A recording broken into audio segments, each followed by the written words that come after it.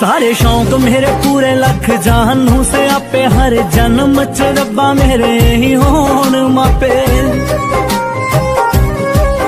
हो सके आज दिन पुठे मोड़ दई हो सके आज दिन पुठे मोड़ दई जदों खांदे सीगे रोटी रब्बा इक्को थाली चो